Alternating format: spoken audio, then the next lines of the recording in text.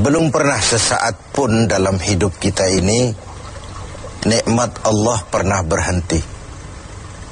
Sejak kita bangun tidur sampai kita tidur kembali, bahkan tidur itu sendiri seluruhnya merupakan nikmat dari Allah. Terhadap nikmat yang sedemikian banyak itu, yang jikalau kita akan mencoba menghitungnya, sungguh kita tidak akan pernah sanggup menghitungnya. Allah cuma minta satu: syukuri nikmat itu.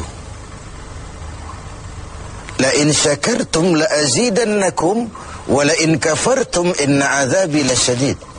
Kalau kamu bersyukur, aku tambah nikmatku kepadamu.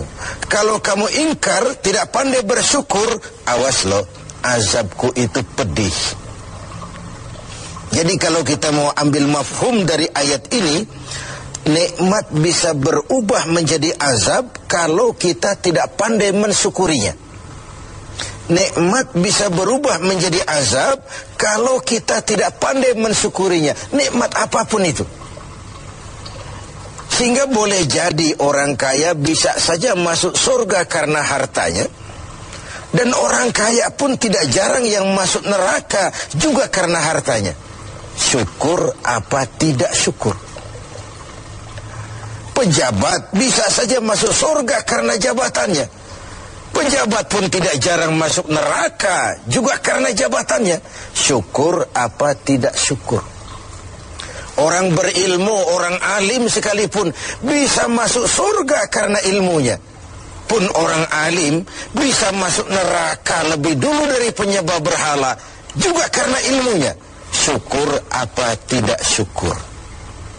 Nah, kita zon politikan, makhluk sosial yang tidak mungkin hidup sendiri. Kita bermasyarakat, kita perlu orang lain. Nah, di dalam bergaul bermasyarakat kita bertingkah laku, berperilaku, berbuat, berkata dan sebagainya. Apapun perilaku kita di masyarakat pasti punya dampak bagi orang lain, bagi masyarakat sekitar kita, mungkin juga bagi lingkungan di mana kita hidup, di lingkungan di mana kita tinggal. Nah, dampak inilah yang sering kita tidak perhatikan, bahwa pada dasarnya tidak ada kebebasan mutlak. Kebebasan kita dibatasi kebebasan orang lain. Satu contoh yang gampang, saya beli radio pakai uang saya setel di rumah saya sekeras-kerasnya. Lalu saya ngomong, radio saya, yang beli saya, pakai uang saya setel di rumah saya sekeras-kerasnya, gak ada urusan sama orang lain. Itu sikap yang tidak mempedulikan lingkungan. Padahal tetangga saya sebelah juga boleh ngomong begitu. Kata tetangga saya, ini kamar saya tidur di dalamnya, mata saya yang ngantuk saya. Kenapa suara radio kamu masuk ke kamar saya? Nah, ketika itu kebebasan saya menyetel radio dibatasi oleh kebebasan tetangga saya yang mau tidur. Disinilah terjadinya sikap saling menghormati, sehingga perilaku kita terkendali. Nanti akan kita bicarakan bagaimana pengaruh puasa dalam hal mengendalikan perilaku kita sebagai manusia.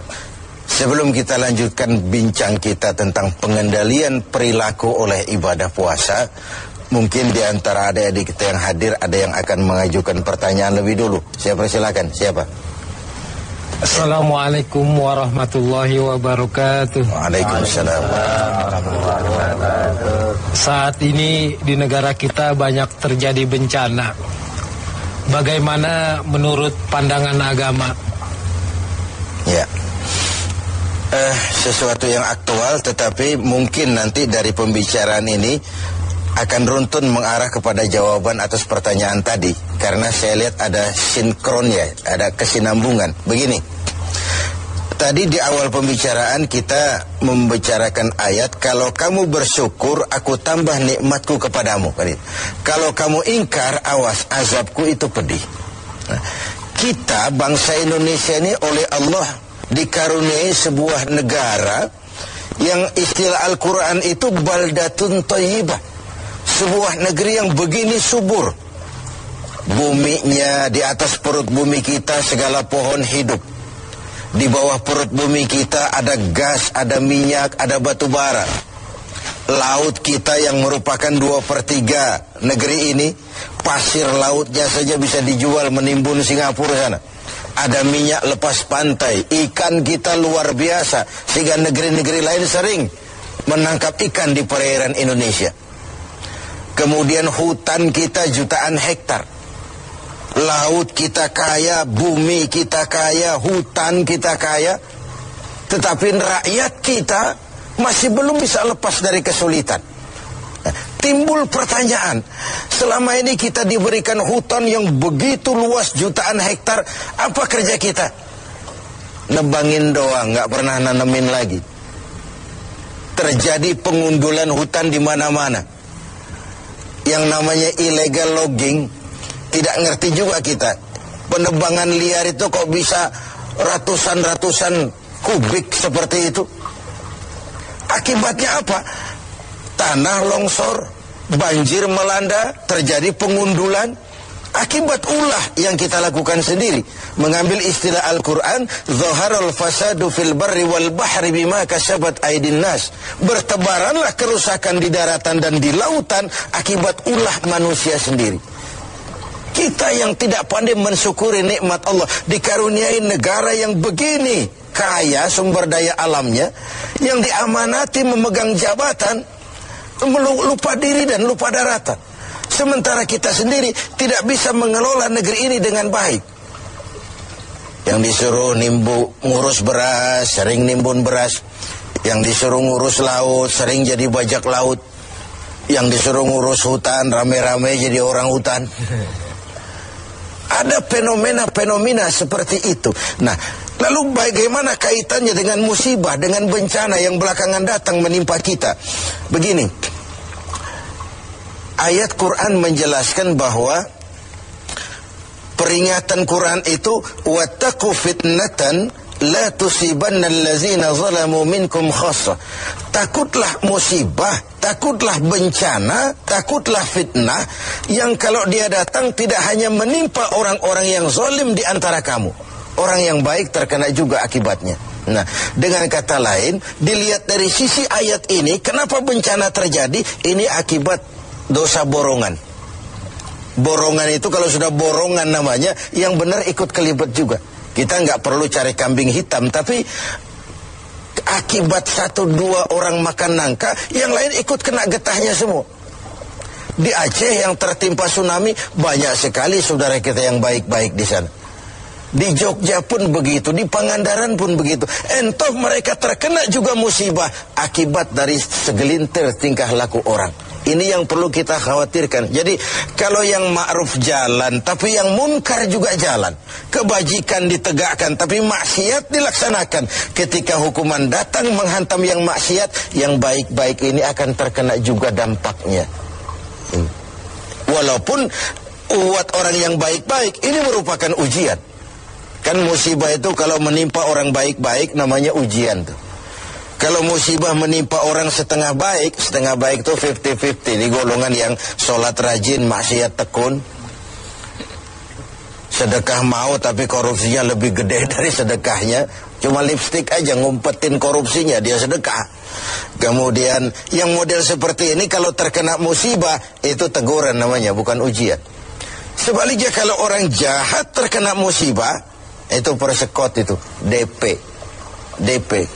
Nah, ini merupakan harus jadi renungan buat kita semua tanpa sekali lagi perlu mencari kambing hitam. Mari sama-sama kita melakukan introspeksi. Berangkat dari ayat yang kita bicarakan sejak awal tadi, nikmat bisa berubah menjadi azab kalau kita tidak pandai mensyukurinya. Nah, ada hadis kursi, balah menjelaskan, terkadang melihat ulah manusia, aku ini kepengen turunkan azab saja, kata Allah.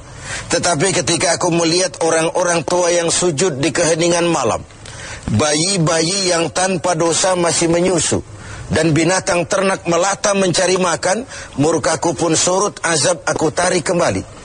Kalau kita renungkan hadis ini, masih ada yang meredam murka Allah, menjaga keseimbangan. Orang-orang tua yang di keheningan malam sujud sambil berlinang air mata, nangis di hadapan Allah. Kita hutang jasa dengan orang-orang tua seperti itu. Bayi-bayi yang tanpa dosa, masih putih, bersih, masih menyusu. Dan binatang ternak melata mencari makan, itu potret dari lingkungan keseimbangan hidup. Sekarang kan binatang hampir nggak punya tempat. Kita baca dalam berita itu bagaimana di Pekanbaru sana gajah nyasar ke kota karena hutan kebakar. Ya. Air kita nggak berikan tempat, lalu ngayap kemana-mana, masuk ke lingkungan penduduk. Sesuatu yang dulu air ada tempatnya, sekarang semua buat manusia. Sehingga ketika air datang, mana nyasar dia ke tempat kemana-mana. Ini sebuah potret bahwa kalau masih ada orang-orang yang sujud kepada Allah tengah malam sambil berlinang air mata, masih ada putra-putra bersih tanpa dosa, masih terjaga lingkungan hidup, bencana tidak akan sebanyak ini. Tapi yang terjadi adalah sebaliknya. Yang diajarkan itu orang tua tengah malam sujud, bayi tanpa dosa menyusu. Nah sekarang akibat terjadinya pergeseran nilai, bayi tanpa dosa sering dibuang ke tempat sampah, sementara orang-orang tua tengah malam rebutan nyusu. Ini kan sebuah kesalah setelan dalam menjalani kehidupan ini. Oleh karena itu, menghadapi banyaknya musibah, menghadapi banyaknya bencana, kita tidak perlu mencari kambing hitam, tapi mari melakukan introspeksi. Kalau diuji, kita bukan saja harus sabar, tapi harus lulus. Nah, kalau ditegur, kita harus berani introspeksi, memperbaiki yang kurang dan mengurangi yang memang berlebihan. Mudah-mudahan musibah yang banyak menimpa negeri kita belakangan ini adalah teguran. Syukur-syukur kalau dia ujian. Dan sekali lagi, bukan saja kalau dia uji kita harus sabar, tapi juga harus lulus.